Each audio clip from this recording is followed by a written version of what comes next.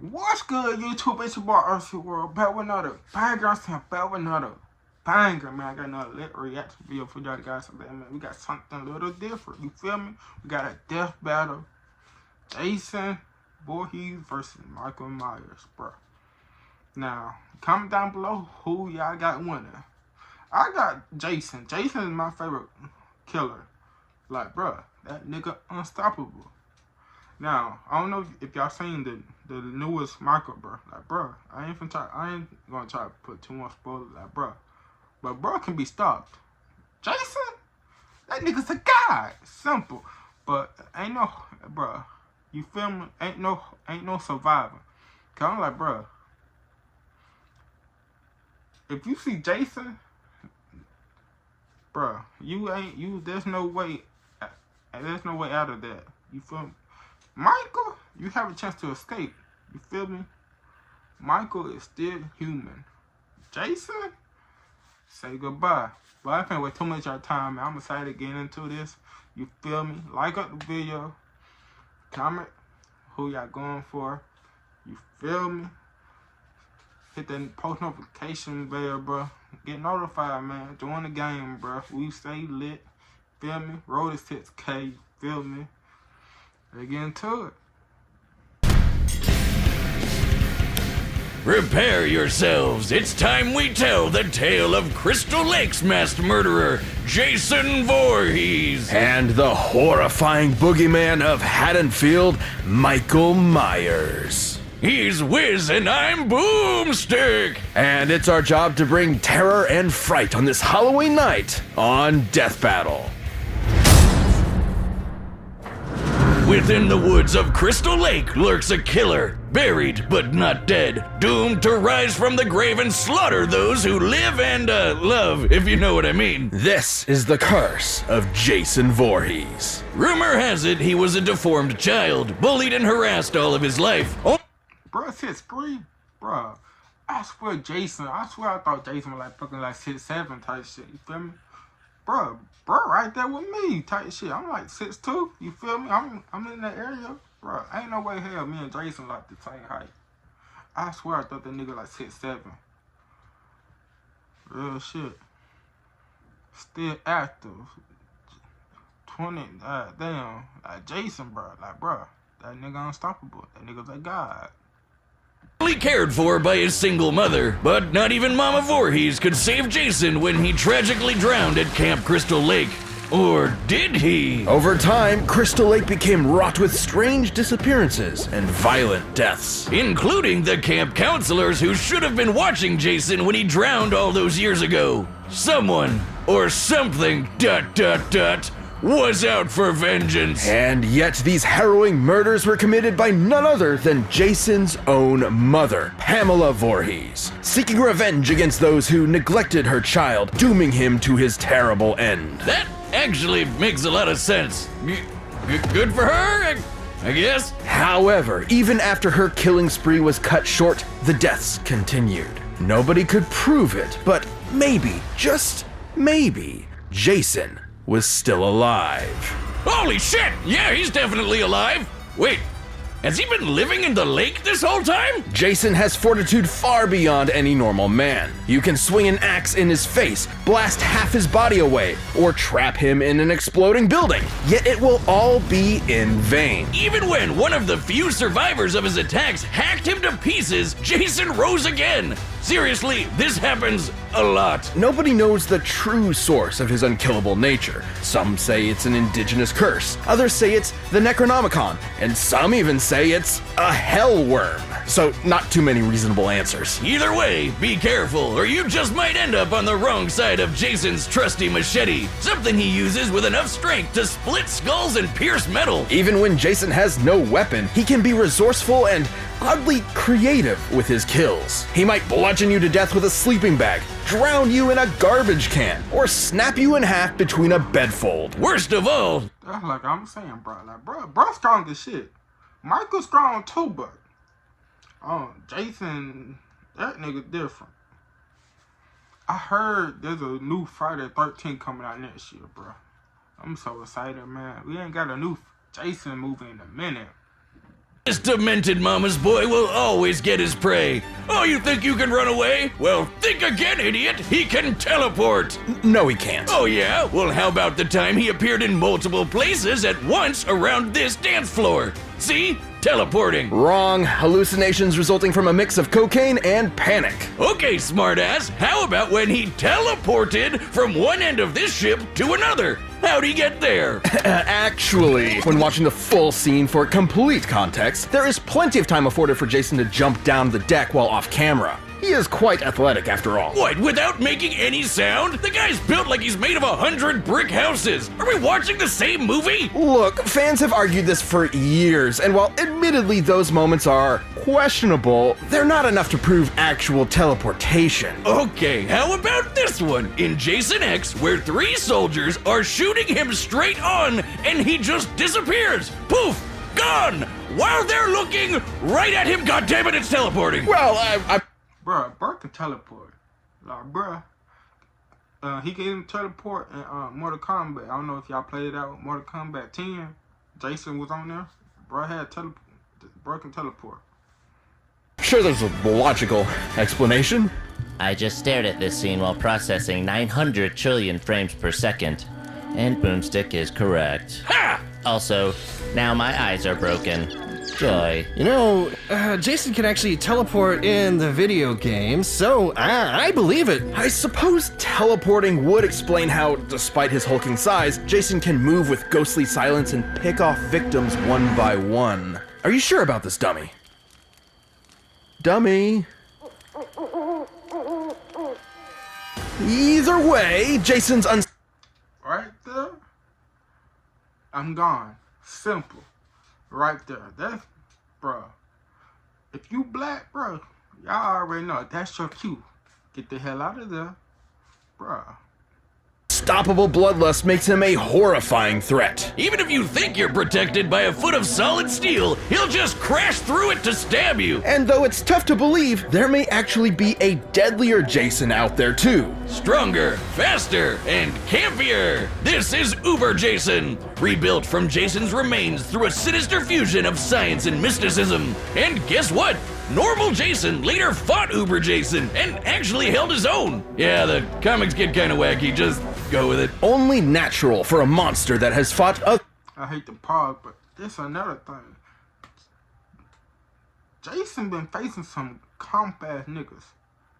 Freddy, bro, Michael only face humans. You feel me? He ain't deal with no nigga like Freddy. Real shit. supernatural entity.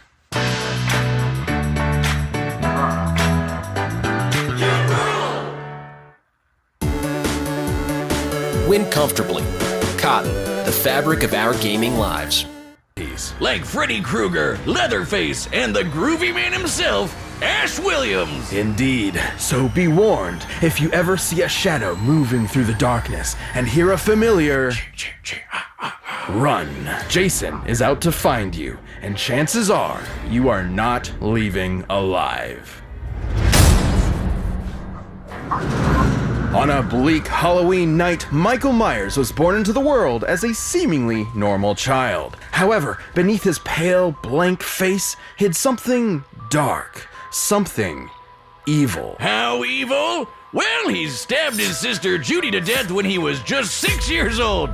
Oh, what a rascal. Michael was institutionalized at a sanitarium where he simply sat still, almost like a machine. His psychiatrist, Dr. Loomis, spent 8 years trying to reach him, but Now, Michael backstory, how he came about, that shit is ticking. That shit is fucked up, bro. Killed your own sister. I think because she didn't take him trick or treating, because she was with her nigga at the time. Type shit, you feel me? But Michael 6'3" too? Bro, I swear these niggas be looking tall as hell in the movies, bro.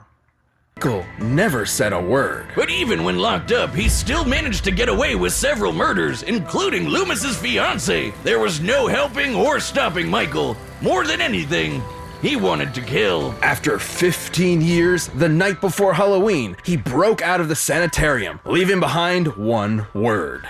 sister. The story goes Michael had another sibling, Lori, and for some unknowable reason, he wanted her to suffer the same fate as Judy. And everyone else, really. He's not too picky, and he could do it too. For in his hands, anything can be a deadly weapon. Countless reports of various murders have appeared across Haddonfield. He's exploded heads, boiled people alive, and used his trademark knife to stab poor souls to walls like some macabre piece of art. When they say to admire your work, I don't think this is what they meant. And this isn't some special combat knife or dagger. He did this with an ordinary kitchen knife. Michael is also Jason got the long range advantage.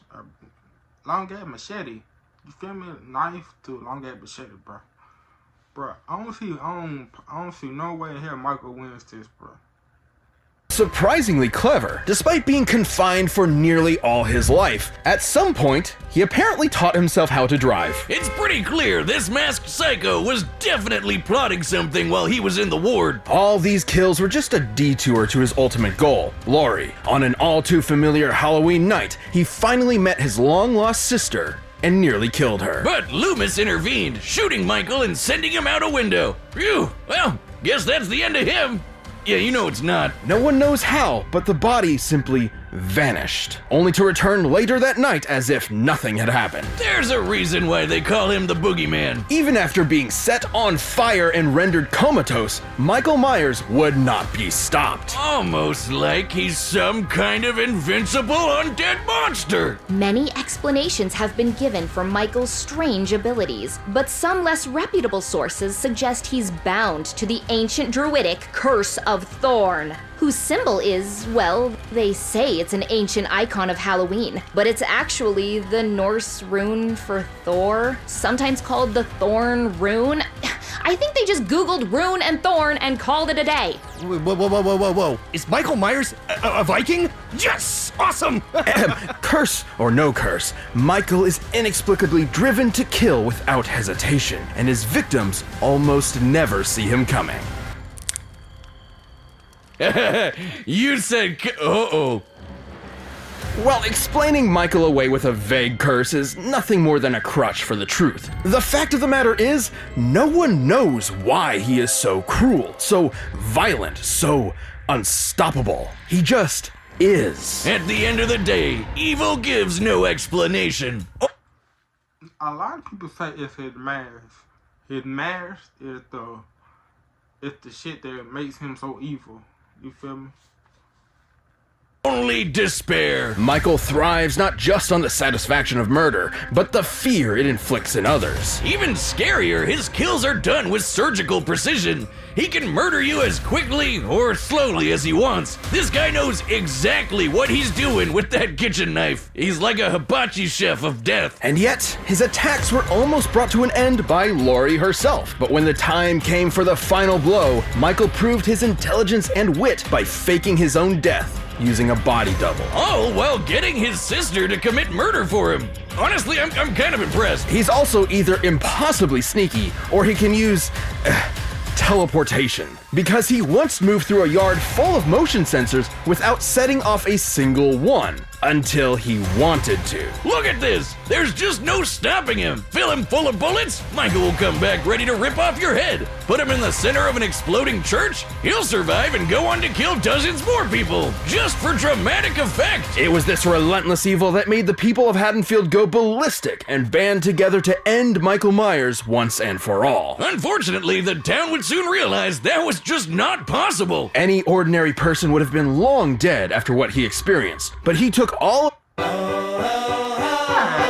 Discover the Ozempic Zone. Ask your healthcare provider about Ozempic. The town's punishment, got right back up, and went right back to doing what he does best. And you know what's the creepiest part about all this? They never caught him. He's still out there looking for his next prey, I assume. So every Halloween night, lock your doors, turn off your lights, and pray you'll make it to morning. Because the boogeyman is real, and his name is Michael Myers.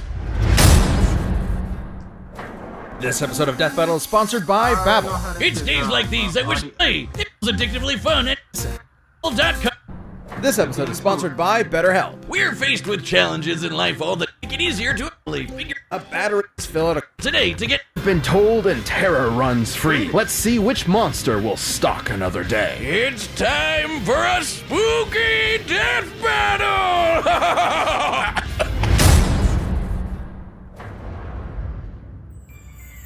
Mother is talking to you.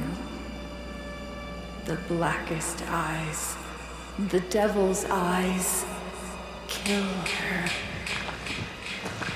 Kill her.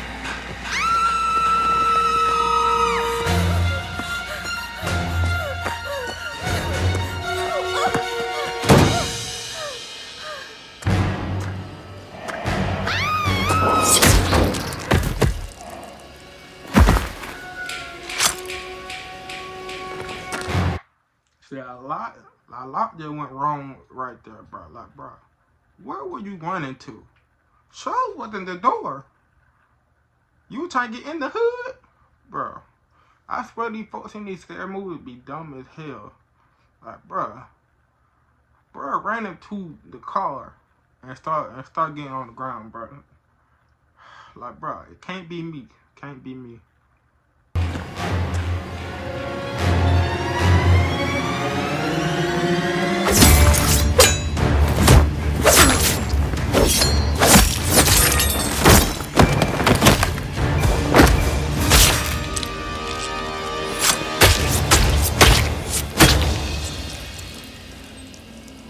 Alex! Where are you? We gotta go!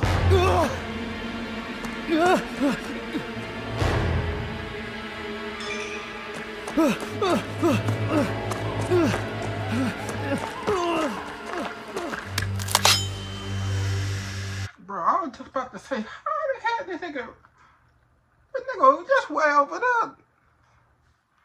Bro, death battle. Why he black? Bro, why he made this nigga black, bro? I'm surprised he survived this long. You know how on scary movies, the black folks always gone first. I just don't know why. We don't get no love out here. That's tough.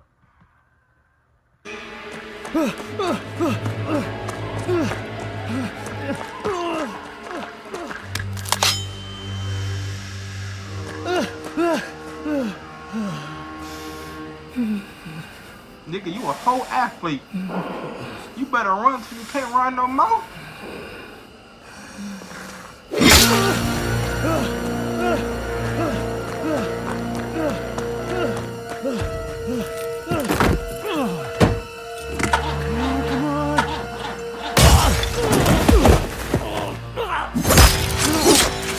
Bro, you telling me she ran to the car for no reason? This nigga had the keys the whole time?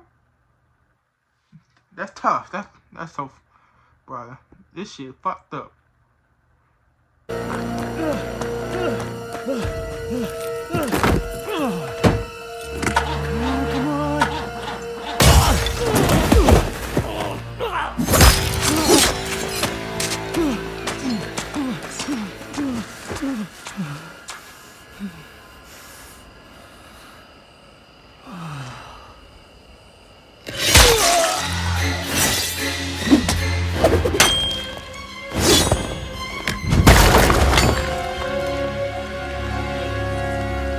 Kill him, Jason. Kill him! Make Mother proud.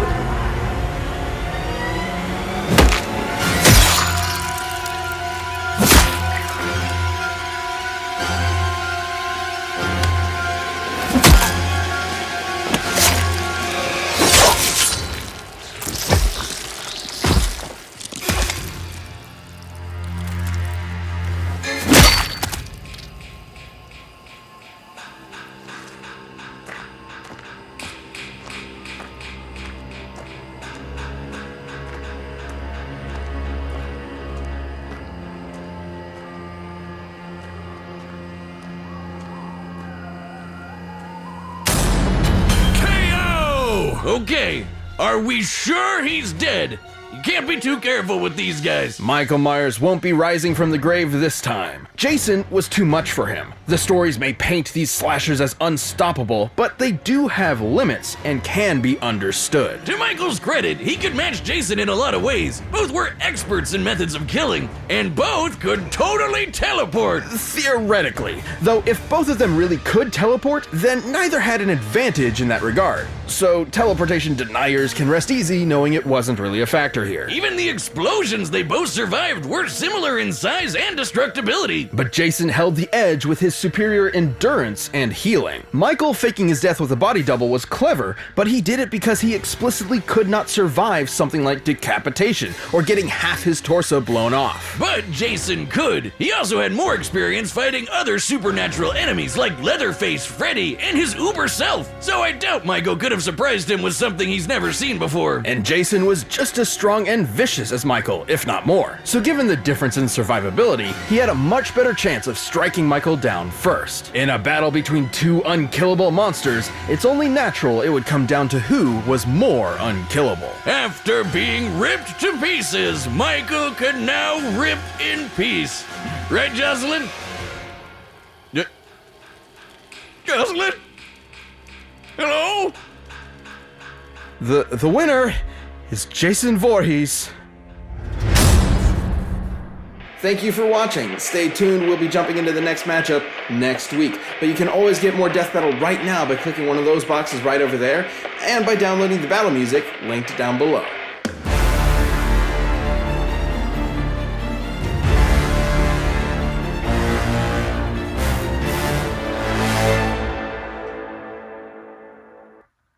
Now, I don't know neither of them, you feel me? But that's the end of the video, bro. Like I said, bro, Jason is a god.